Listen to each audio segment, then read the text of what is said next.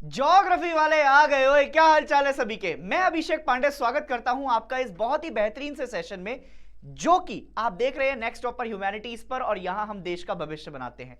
आज जो class 11th की आपका बुक 2 है आपके लिए, जिसमें आप इंडिया के बारे में मोस्टली आपका पढ़ते हैं, उसको हम पूरा लगभग 30 मिनट में कवर करेंगे, जिसमें हर चैप्टर से मैंने कुछ कुछ इंपॉर्टेंट टॉपिक्स आपके लिए लिए हैं और मैं कोशिश करूंगा उसको एक सिंक्रोनाइज वे में समझाता हुआ चला जाऊं, ताकि आपका एक अच्छा सा रिवीजन पूरा का पूरा कंप्लीट 30 मिनट के अंदर हो जाए।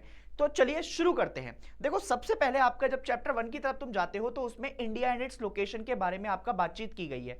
ऐसा बताया गया है कि जो हमारा प्यारा भारत है, अगर तुम उसको नॉर्थ से और साउथ की तरफ आपका लेकर जाओगे तो वो एक्सपेंशन है। मतलब आपका अगर तुम देखते हो तो ऐसे जो इंडिया डिवाइडेड है, this is divided into 3214 kilometre, और अगर वेस्ट से ईस्ट की तरफ जाते हो तो ये डिवाइडेड है लगभग 2933 किलोमीटर में। अगर तुम देखते हो तो ये लैटिट्यूड और लॉन्गिट्यूड में भी आपका डिवाइडेड है, जो कि अगर साउथ से शुरू करोगे तो 8 डिग्री 4 मिनट से शुरू होगा मेन लैंड पर। अगर मैं ऐसे पॉइंट की बात करूं जो कि सदर्न मोस्ट पॉइंट है और जो 2004 की सुनामी में डूब गया था, जिसको हम इंदिरा पॉइंट के नाम से भी जानते हैं, तो वो शुरू होता है 6 डिग्री से। उसके अलावा जब तुम आपका जाओगे ये लद्दाख वाले पॉइंट से और ऊपर जम्मू कश्मीर में, तो it will extend to 37 degree 6 east. और अगर तुम इसको वेस्ट टू ईस्ट आपका देखते हो तो this will start from 68 degree 7 minute से लेकर 97 25 डिग्री तक। अगर मैं आपका मोटे मोटे पॉइंट की बात करूं तो जो नदर्न मोस्ट पॉइंट दिखाई देगा उसको तुम इंदिरा कोल के नाम से जानते हो। इधर तुम वेस्टर्न मोस्ट पॉइंट की तरफ जाओगे तो उसको गुहर मोती के नाम से जानते हैं। फिर ऐसे ही तुम्हारे पास आपका एक ईस्टर्न मोस्ट पॉइंट होगा। अगर मैं इसको आपका बात करूं तो इस चैप्टर के अंदर तुम्हें आपका यह भी बता रखा है कि कैसे आपका पहले के जमाने में अलग अलग आपका नाम हुआ करते थे, और अलग अलग नाम जब पहले आपका हिंदुस्तान था, हिंदुस्तान से पहले आपका जब लोगों ने अटैक किया तो उसमें बहुत सारे नाम हैं।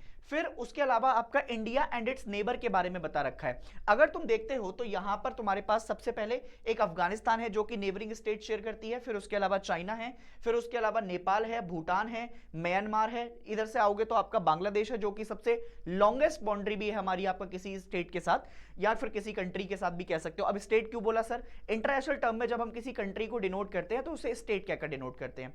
यहां पर एक श्रीलंका है और एक मालदीव्स है। अगर इंडिया को दोनों पार्ट से आपका देखोगे तो एक तरफ अरेबियन सी से डिवाइडेड है और एक तरफ अंडमान एंड निकोबार वाली साइड आपका दिखाई देती है जो कि आइलैंड में डिवाइडेड है।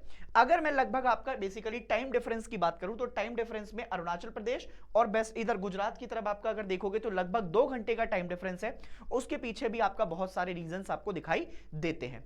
अगर मैं आपका और आगे लेकर जाऊंगा तुमको, तो अब हम आपका दूसरे चैप्टर की तरफ जब बढ़ेंगे तो इंडिया का जो मेजर फिजियोलॉजिकल डिवीजन आपको दे रखा है उसको फर्दर हमने डिवाइड किया है टोटल 6 पार्ट में, जिसमें सबसे पहले आते हैं हिमालयन माउंटेन्स, दूसरे आते हैं नदर्न प्लेन्स, तीसरे आते हैं पेनिसुलर प्लेट्यू, फिर आता है इंडियन डेजर्ट, फिर आता है कोस्टल प्लेन और फिर आते हैं आइलैंड। सबसे पहले अगर हिमालयन माउंटेन्स की बात करें तो हिमालयंस को आपका जो है बेसिकली हमने डिवाइड किया है आपका ग्रेट ट्रांस हिमालयाज, फिर ग्रेट हिमालयाज, फिर उसके अलावा मिडिल और लेसर हिमालयाज, और फिर उसके बाद आते हैं शिवालिक हिमालयाज पे।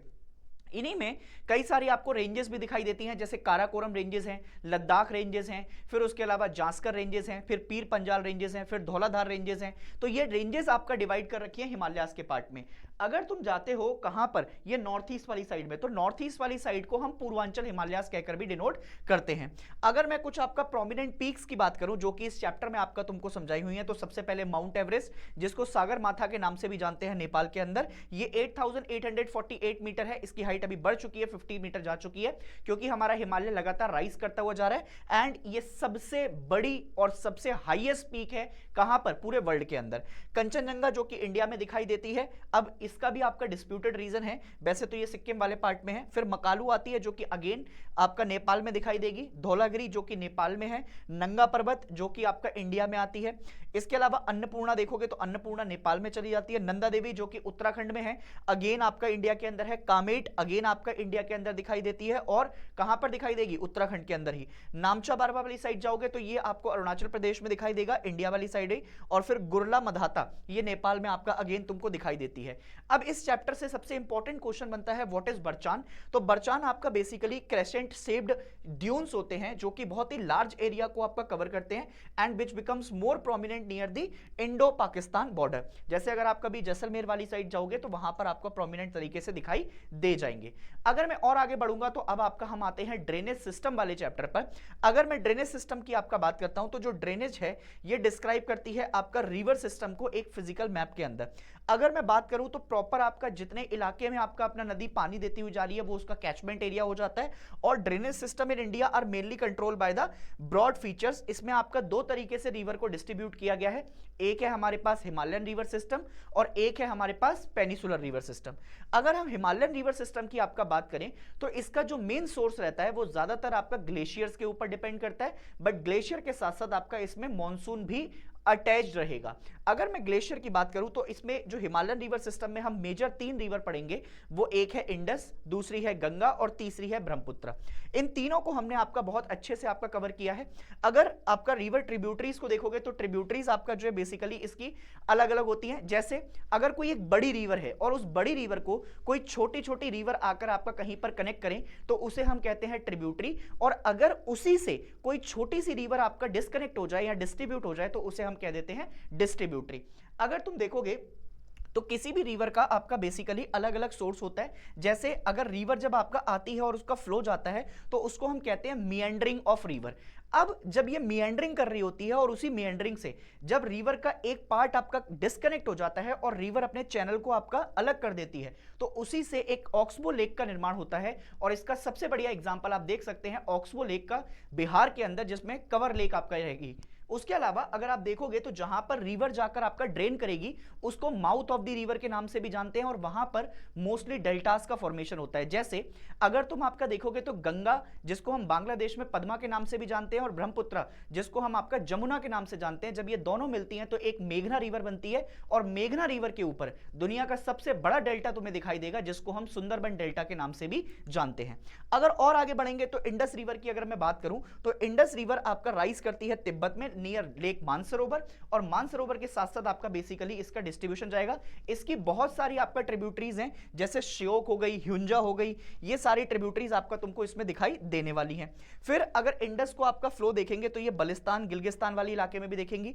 सतलुज, अब देखो अगर इंडस की तुम 5 मेजर ट्रिब्यूटरी देखोगे तो उसमें कौन कौन सी हैं? झेलम, चेनाब, रावी, सतलुज और ब्यास। और सतलुज जो है वो इसकी सबसे बड़ी आपका ट्रिब्यूटरी के तौर पर भी मानी जाती है। इंडस अगर तुम देखोगे तो बेसिकली आपका लॉन्गेस्ट रिवर भी है पूरे वर्ल्ड में, बट क्योंकि इंडिया में आपका इसका बहुत ज्यादा स्लोप नहीं है। अगर एक और चीज आपका तुम देखोगे कि इंडस में इकलौती आपका ऐसी नदी है जिसको हम सतलुज कहते हैं, वो डायरेक्टली ज्वाइन करती है, बाकी सारी नदियां इंडस में ज्वाइन करने से पहले सतलुज के अंदर ही मर्ज कर जाती हैं। अगर और आगे बढ़ेंगे, और आगे बढ़ने के बाद जैसे अगर मैं आपका इनकी भी बात कर लूं तो जैसे तुम आपका देखोगे तो सतलुज शिपकिला पास से आपका आती है। सतलुज को आपका देखोगे तो शिपकिला पास से हिमाचल प्रदेश में एंट्री हो जाएगी। रावी और ब्यास ये दो ऐसी नदियां हैं जो कि कहां से ओरिजिनेट होती हैं? ये हिमाचल प्रदेश में ही ओरिजिनेट होती हैं, रोहतांग पास से। ठीक है। इसके अलावा गंगा की बात करें तो गंगा आपका पूरे वर्ल्ड में भी आपका बड़े नदियों में से आती है और इंडिया के अंदर सबसे लॉन्गेस्ट रिवर के तौर पर जानी जाती है। इसकी बहुत सारी ट्रिब्यूटरीज तुमको देखने को मिलेंगी, राइट बैंक और लेफ्ट बैंक ट्रिब्यूटरीज में डिस्ट्रीब्यूट हो जाती हैं। जैसे गोमती नदी आपका देखने को मिलती है जिस पर लखनऊ शहर विराजमान है, रायबरेली विराजमान है। ऐसे ही रामगंगा देखने को मिलती है जिस पर जिम कॉर्बेट नेशनल पार्क है। ऐसे ही कोसी भी आपका एक नदी है जिसको हम सौरव बिहार के नाम से भी जानते हैं, जो कि सप्तकोशी, अमरकोशी और तमरकोशी से मिलकर आपका तैयार होती है। बिहार में आपका इसका इंफ्लुएंस देखा जाएगा। गंडक नदी हो गई। फिर अगर सबसे लंबी आपका ट्रिब्यूटरी देखें और सबसे बड़ी गंगा की कोई ट्रिब्यूटरी है तो उसको यमुना कहते हैं, और यमुना आपका गंगा में मर्ज हो जाती है। यमुना की कुछ आपका अच्छी ट्रिब्यूटरीज हैं जैसे चंबल, सिंध, बेतवा और केन, ये सारी आपका किसकी ट्रिब्यूटरी है? यमुना की। इसके अलावा अगर मैं और आगे बढ़ूंगा तो ब्रह्मपुत्र की बात करते हैं। चेमयुंगदुंग ग्लेशियर से आपका ब्रह्मपुत्र राइज करती है जो कि तिब्बत में है, और फिर वो नामचा बारबा से होते हुए पूरा अरुणाचल प्रदेश कवर करते हुए असम से होते हुए और फिर वो धीरे से आपका बांग्लादेश में पहुंच जाती है। जब ये बांग्लादेश में पहुंचती है तो यहां पर आपका उसको क्या कह देते हैं? यहां पर उसको आपका जमुना के नाम से जानते हैं। और अगर तुम देखोगे तो अरुणाचल प्रदेश में आपका वो गॉर्ज बनाते हुए इसको दिहांग के नाम से भी आपका जाना जाता है। अब अगर पेनिसुलर रिवर सिस्टम की बात करते हैं, पेनिसुलर रिवर सिस्टम जो कि पेनिसुलर वाले रीजन्स में आपका दिखाई देते हैं, इनका मेन सोर्स जो रहता है वो मॉनसून का रहता है, और इसी वजह से बहुत सारी ऐसी नदियां हैं जो कि आपका समर्स के टाइम तक आते आते सूख जाती हैं। अगर मैं बात करूं तो सबसे पहले अपन आपका बात कर लेते हैं नर्मदा और तापी की, जो कि वेस्ट फ्लोइंग रिवर हैं। ये दो ऐसी रिवर हैं जो कि वेस्ट फ्लोइंग दिखाई देंगी। उसके अलावा चाहे गोदावरी हो, कृष्णा हो, कावेरी हो, ये सारी आपका ईस्ट फ्लोइंग रिवर है। नर्मदा को अगर देखेंगे तो अमरकंटक रेंजेस से आपका इसका ओरिजिन होता है और ये मध्य प्रदेश से होते हुए आपका रिफ्ट वैली के थ्रू फॉल्ट से आपका पास करते हुए जाती है और फिर आपका ये गुजरात वाली साइड में जाकर समुद्र में मिल जाती है, जो कि अरेबियन सी में है। अगर मैं तापी सिस्टम की बात करूं तो ये सतपुरा रेंजेस से राइज करती है और फिर बैतूल डिस्ट्रिक्ट आपका देखने को मिलेगा तुम्हें, वहां से आपका घूमते हुए फिर ये जाएगी। अच्छा, इसके मेन बेस्ट फ्लोइंग रिवर्स आपका एक और देखोगे तो साबरमती भी तुमको मिल जाएगी, माही मिल जाएगी, भरत पूजा, ये तो सब आपका बेसिकली साउथ इंडिया चले जाओगे, फिर भरत पूजा केरला में देखने को मिलेगी, पेरियार भी आपका केरला में देखने को मिल जाएगी, तो ये सारी आपका फिर नीचे चले जाओगे। गोदावरी की बात करें तो इसका ओरिजिन जो होता है वो होता है त्र्यंबकेश्वर नासिक से, और त्र्यंबकेश्वर नासिक से ओरिजिनेट कर कर ये फिर आपका चली जाती है कहां पर, बे ऑफ बंगाल की तरफ। अगर तुम देखोगे तो ये लगभग सेकंड लार्जेस्ट रिवर भी है आपका किसकी, इंडिया की, और 50% ऑफ द बेसिन आपका महाराष्ट्र में मिलता है, फिर मध्य प्रदेश से होते हुए उड़ीसा और आंध्र प्रदेश को निकल जाती है। इसकी कई सारी आपका बेसिकली ट्रिब्यूटरी भी हैं, जैसे पूर्णा, वर्धा, प्राणहिता, मंजरा और वेनगंगा एंड पेनगंगा। इसके अलावा नर्मदा बेसिन में आपको मैंने बता दिया कवर करके पूरा। कृष्णा बेसिन की अगर बात करें तो ये आपका राइज करती है महाबलेश्वर से, जो कि महाराष्ट्र में देखा जाता है। लगभग आपका कृष्णा रिवर फ्लो करती है 1400 किलोमीटर तक और फिर जाकर आपका बे ऑफ बंगाल में मर्ज हो जाती है। इसकी भी कई सारी आपका ट्रिब्यूटरीज हैं, जैसे तुंगभद्रा हो गई, कोयना हो गई, घाट प्रभा हो गई, मूसी हो गई, भीमा हो गई। इसके बाद अगर कावेरी बेसिन को देखोगे तो कावेरी ताल कावेरी जगह है जो कि ब्रह्मगिरी हिल्स में आपको दिखाई देता है कर्नाटका में, जहां से इनका राइज होता है और फिर वो आपका राइज कर कर सीधे निकलती हो जाती है और तमिलनाडु और कर्नाटका के बीच में लगभग इसी रिवर को लेकर हमेशा आपका डिस्प्यूट भी बना रहता है। ये भी बे ऑफ बंगाल में आपका जाकर मर्ज कर जाएगी। अगर मैं लेक्स की बात करूं तो इंडिया में आपका बेसिकली हम बात करेंगे, एक तो होती है सॉल्ट वाटर लेक और एक होती है फ्रेश वाटर लेक। अगर यहां पर इस चैप्टर के अंदर की आपका बात करें तो इसमें आपका बूलर लेक के बारे में बताया गया है, जो कि आपका जम्मू कश्मीर में दिखाई देती है। इसके अलावा अगर तुम बात करोगे तो इसमें आपका सांबर लेक भी आपको दिखाई रखी है, और भी आपका कई सारी लेक्स हैं जो कि यहां पर दिखाई देंगी, जैसे एक पुलिकट लेक याद रखनी है, कोलेरू लेक याद रखनी है तुम्हें, ठीक है। और ये लेक्स आपका क्या करती हैं, पूरा आपका इलाका कवर कर देती हैं। इसमें कई सारी आपका ऐसी भी लेक्स हैं जो कि टेक्टोनिक एक्टिविटीज की वजह से भी आपका क्रिएट हो जाती हैं। फिर आते हैं क्लाइमेट कंट्रोल की तरफ। अब क्लाइमेट वाले चैप्टर में चलोगे तो यहां पर देयर आर टोटल 6 फैक्टर जिसके ऊपर आपका क्लाइमेट डिपेंड करता है। कौन कौन से फैक्टर हैं, जैसे अगर मैं बात करूं तो एक तो ऑल्टीट्यूड होता है, फिर उसका प्रेशर हो गया, फिर विंड सिस्टम हो गया, फिर डिस्टेंस फ्रॉम सी हो गया, और फिर आपका ocean current and relief sources. आपका ये टोटल 6 फैक्टर हैं जिसके ऊपर किसी भी आपका क्लाइमेट को हम देखते हैं कि वो डिपेंड करता है। अगर ऑल्टीट्यूड में आपका देखोगे तो उनके वेरिएशन से आपका क्लाइमेट चेंज होता जाएगा, लैटिट्यूड के हिसाब से भी आपका चेंजेस देखने को मिल जाएंगे। अगर क्लाइमेट को रेफर करते हैं तो it is sum of total of weather condition and variation over a large area for long period of time more than 30 years. हम इसमें आपका क्या करते हैं, हम मोस्टली आपका क्लाइमेट में जब देखेंगे तो लंबे समय की स्टडी कर रहे हैं, और फिर आपका वेदर्स में आपका जाएंगे तो वहां पर शॉर्ट टर्म स्टडी हो जाएगी। ज्यादातर तुम देखोगे तो क्लाइमेट फैक्टर्स आपका डिपेंड करते हैं विंड के ऊपर, और विंड में भी आपका अलग अलग तरीके की विंड होती है। एक होती है परमानेंट विंड, एक होती है आपका जैसे लोकल विंड्स भी आप बात कर सकते हो। लोकल विंड्स में आपको कोई एग्जांपल दे सकते हैं, बिल्कुल दे सकते हैं। जैसे इंडिया में आपका देखने को मिलती है लू, जो कि समर्स के टाइम पर आपका प्रिवलेंट हो जाती है। सीजन्स की बात करें तो हमारे यहाँ आपका जब बेसिकली रोटेशन ऑफ अर्थ देखा जाता है और रेवोल्यूशन वगैरह हो रहे होते हैं, तो रोटेशन की वजह से आपका डे एंड नाइट में चेंजेस आते हैं और रेवोल्यूशन की वजह से आपका सीजन चेंजेस होते हैं। टोटल 4 सीजन होंगे इंडिया में आपका देखोगे तो ग्रीष्म ऋतु, शरद ऋतु, वसंत ऋतु, इनके नाम से भी आपका इसको डिनोट किया जाता है। और फिर महीनों के हिसाब से जेठ, भादो, सावन, आषाढ़, कुंवार, कार्तिक, इनको भी डिफाइन किया गया। वैसे अगर तुम देखोगे तो टोटल 4 सेशन है, समर, विंटर, ऑस्टम और उसके अलावा आपका एक स्प्रिंग। अगर और आगे बढ़ेंगे तो टाइप ऑफ वेजिटेशन की तरफ चल दो। अब जैसे टाइप ऑफ वेजिटेशन में देखोगे तो हमें टाइप ऑफ वेजिटेशन में आपका टोटल 5 तरीके की बात करनी है। सबसे पहले आते हैं ट्रॉपिकल एवरग्रीन फॉरेस्ट पर, दूसरे आते हैं ट्रॉपिकल डेसिडियस फॉरेस्ट पर, फिर आते हैं ट्रॉपिकल थॉर्न फॉरेस्ट और स्क्रब्स पर, फिर आते हैं मॉन्टेन फॉरेस्ट पर, और फिर आते हैं मैनग्रोव फॉरेस्ट पर। ट्रॉपिकल एवरग्रीन में बात करोगे तो ट्रॉपिकल एवरग्रीन को 2 पार्ट में तोड़ दिया जाता है, एक है ट्रॉपिकल एवरग्रीन और एक है ट्रॉपिकल सेमी एवरग्रीन। एवरग्रीन और सेमी एवरग्रीन में बहुत ही माइन्यूट डिफरेंस होता है। सेमी एवरग्रीन में आपका जो हमारी सनरेज होती है वो एटलीस्ट एंटर करती है और थोड़ा सा जंगलों के और पेड़ों के बीच में आपका डिस्टेंस होता है।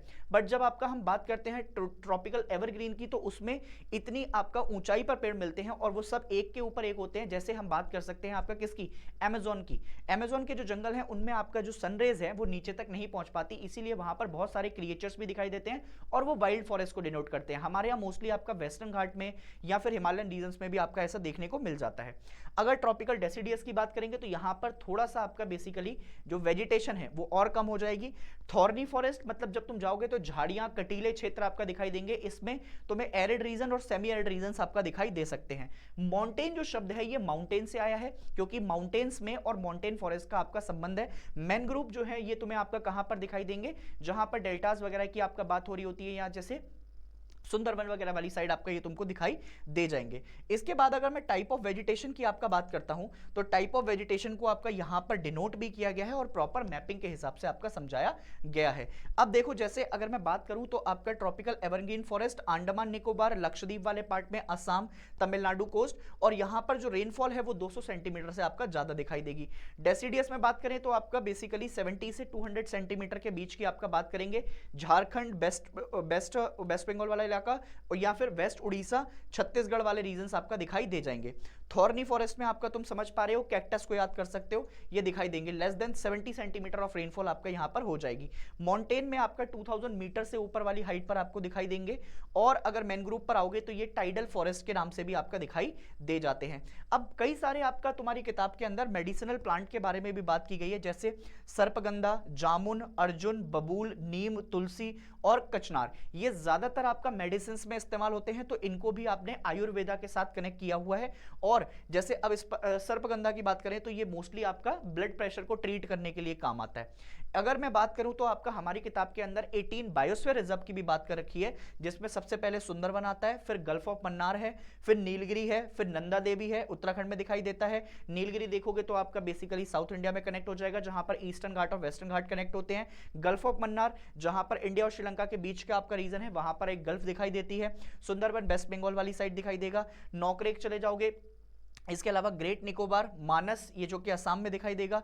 कच्छ गुजरात वाली साइड में, सेशल्लम दिखाई देगा। सिंपलीपाल उड़ीसा वाली साइड में, दिहांग दिवांग अरुणाचल प्रदेश वाली साइड चले जाओ। डिब्रू साईकोबा, अगस्त मलाई तमिलनाडु में दिखाई देगा। कंचनजंगा आपको सिक्किम में दिखाई देगा। पंचमढ़ी मध्य प्रदेश में, अचनकमर अमरकंटक, फिर उसके अलावा कोल्ड डेजर्ट, और फिर आपका पन्ना जो कि अगेन एमपी में आपको दिखाई देता है। ये टोटल हमारे पास आपका कितने हो गए, 18 बायोस्फीयर रिजर्व हमें दिखाई दे रहे हैं। अब जो लास्ट में अपन आपका चैप्टर की तरफ चल रहे हैं उसका नाम है पॉपुलेशन साइज एंड डिस्ट्रीब्यूशन। इसमें जब तुम देखोगे तो अब जब इसमें तुम देखोगे तो इसमें India population size and distribution by number के हिसाब से दे रखा है। मोस्टली जो हमारी किताब में बात हो रखी है वो बात हो रखी है मार्च 2011 के सेंसस के हिसाब से। अगर मैं बात करूं तो लगभग हमने आपका देखा है कि 1210.6 मिलियन आपका बेसिकली अकाउंट करते हैं, more than 117% of the world population. और अगर 2011 के सेंसस के हिसाब से देखेंगे तो Uttar Pradesh is the most populated state की आपका बात कर सकते हैं। Uttar Pradesh account for about 16% of total country's population. On the other hand, Himalayan state like Sikkim has a population of just about 0.6 million. तो अगर किताब के हिसाब से पूछे तुमसे मोस्ट पॉपुलेटेड कौन सा है और लेस पॉपुलेटेड कौन सा है, तो ये दोनों तुम आपका कवर कर उसमें बता देना। Population density of India in the year 2011 was 382 person पर स्क्वायर किलोमीटर। अब तो 2024-25 आ गई है इनफैक्ट, तो अब तुम सोच सकते हो कि कितना आपका जा सकता है। और कई कई जगह तो ये वेरी कर जाता है 1102 पर्सन पर स्क्वायर किलोमीटर, जैसे कि आपका हमारा रीजन हो गया कहां पर, बिहार के अंदर। फिर अगर कहीं अरुणाचल प्रदेश वाली साइड चले जाओगे तो वहां पर 17% ही आपको दिखाई देते हैं। इसके हिसाब से आपका पूरा तुम्हारा डायग्राम भी दे रखा है। उत्तर प्रदेश 16%, महाराष्ट्र 9%, बिहार 9%, वेस्ट बंगाल 8%, आंध्र प्रदेश 7%, एमपी 6, तमिलनाडु 6, राजस्थान 6, कर्नाटका 5, गुजरात 5, उड़ीसा 3, केरला 3, झारखंड 3, असम 3, पंजाब 2%, और फिर और धीरे धीरे कर आपका कम होता हुआ जाता है। ये डेटा भी आपका तुमको दिखा रखा है। पॉपुलेशन ग्रोथ की बात करें तो growth of population refers to change in the number of inhabitants of the country, या फिर आपका मैं बात करूं कि एक particular specific period of time में, जैसे हम 10 साल का आपका बेसिकली डेटा लेते हैं। क्यों? क्योंकि उसमें हमारा आपका सेंसस हो जाता है। अगर सेंसस की बात करें तो सेंसस जो सबसे पहला आपका कराया गया था वो 1872 में हुआ था, और फर्स्ट कंप्लीट सेंसस की अगर मैं बात करूं तो it was held in 1881। Population growth की आपका बात करें तो पॉपुलेशन ग्रोथ आपका फिर से तुम देखते हुए जाओगे और उसके अलावा बर्थ रेट आपका एक चीज आती है। बर्थ रेट क्या है? Birth rate is the number of live birth पर 1000 पर्सन इन अ ईयर। और इसके बाद अगर तुमसे डेथ रेट पूछ ले तो डेथ रेट क्या होता है? It is the number of death पर 1000 person in a year. Third component of population is migration. अब माइग्रेशन का भी आपका बहुत इंपॉर्टेंट रोल है, क्योंकि इससे जो हमें मूवमेंट ऑफ पीपल है कि कौन लोग आपका कहां पर रह रहे थे और कितने लोग आपका कहां से छोड़कर चले गए, तो उनके बारे में आपका पता लग जाता है। नेशनल पॉपुलेशन पॉलिसी भी आपका एक लॉन्च की गई थी। अब नेशनल पॉपुलेशन पॉलिसी की अगर तुमसे बात करें तो 2000 is cumulation year of plant efforts. इसमें आपका हम क्या बात करते हैं कि कैसे हमें आपका पॉपुलेशन कंट्रोल करने हैं और लोगों के वेलफेयर प्रोग्राम के बारे में भी आपका बातचीत की गई है। आई होप कि आपका तुम्हें जितने भी इंपॉर्टेंट टॉपिक थे पूरी किताब से वो मैंने सारा समराइज कर दे दिया है और तुम्हारी पढ़ाई आपका बहुत अच्छी चलती रहेगी। मैं उम्मीद करता हूं कि तुम्हें सारी चीजें आपका एक जगह मिलती रह रही हैं और तुम्हारे लिए आपका आ रहा है प्रारंभ। तो उस प्रारंभ के लिए तुम्हें हमारे साथ बने रहना है, क्योंकि अगर तुम आपका प्रारंभ करोगे तभी तो तुम आपका अंत करोगे। तो सबसे पहले आपका प्रारंभ करेंगे और इस समय तुम्हारे लिए क्लासेस चली रही हैं। मैं आपके साथ बहुत सारे आपका लाइव सेशन लेकर आ रहा हूं और अंतिम प्रहार कर रहे हैं हम बहुत सारी चीजों पर। मिलेंगे आपको नेक्स्ट वीडियो में। Ladies and gentleman, you are going to rock it. Keep proud of yourself and don't let your parents down. Take care. Jai Hind.